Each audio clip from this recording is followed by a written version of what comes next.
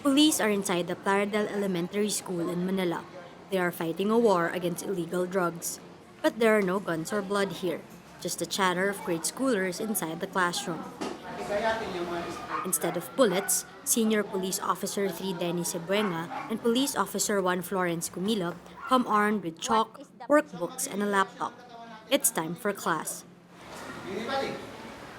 Plaridel Elementary School is one of several schools in Metro Manila, Calabarzon and Soxargen, where police and army officers trained by the Drug Abuse Resistance Education, or DARE Philippines, teach grades 5 and 6 students about the bad effects of illegal drugs and how to avoid them.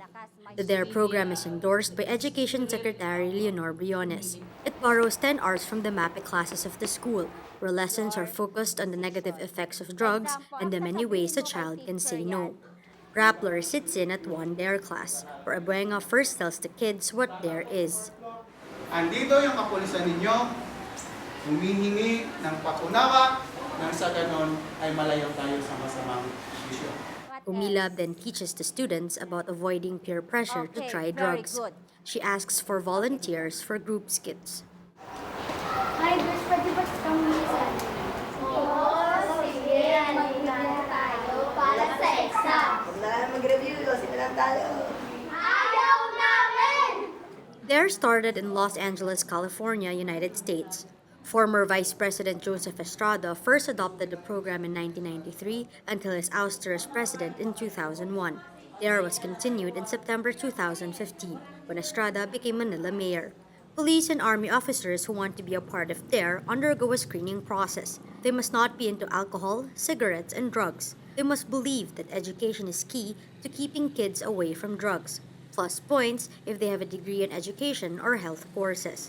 After training sessions with American officers and a Filipino teacher, the DARE officers are ready to teach. Abuenga says he joined DARE because he believed children who reject drugs turn into adults who will likely reject drugs. Dahil yung, sabi nga, yung bata, pagka tumanda yan, at hindi natin naturuan ng magandang edukasyon yan tungkol sa illegal drugs, sila uli ang papalit doon sa mga nakulong. Sila uli yung mga batang magnanakaw, gagawa ng krimen. So, kaya sabi ko sa sarili ko, magde-DARE officer na lang ako. Pupunta ako ng school at magtuturo ako. DARE box, ihuhulog ninyo dito yung inyong mga hinaing. Students open up about their problems to the police through the DARE box. Kumilab says one student even talked about how she was being molested by her stepfather. She then helped the child file an official report at the nearest community precinct. Nagsusumbong talaga sila especially yung pag sabi mong DARE box, umiiyak na yan. O pwede nyong sabihin kung ano man yung mga problema nyo dito aside sa lecture natin. So may umiiyak na yan na lumalapit talaga sa'yo. DARE becomes more crucial under President Rodrigo Duterte, who is waging a bloody war against drugs. The Philippine National Police has received wide criticism locally and internationally over its anti-drug operations, where thousands of drug suspects have been killed. The drug war is not part of the DARE lesson plan. DARE America has copyrighted the curriculum, so Filipino DARE officers are constrained to go by the book. There is no directive whatsoever whether or not they should discuss Duterte's drug war and how they should answer when a student confronts them about it in class. The officers refuse to answer questions about the drug war, saying the PNP is an official spokesperson. But when a student asks her about it, Umilab says she explains that the PNP probes allegations made against her offices. Kung policeman yan, may mga ginagawa din kaming mga punishment for the police officers. Kumbaga natatanggal sila sa position or whatever, and then further investigation. Masasagot yan ng further investigation sa amin.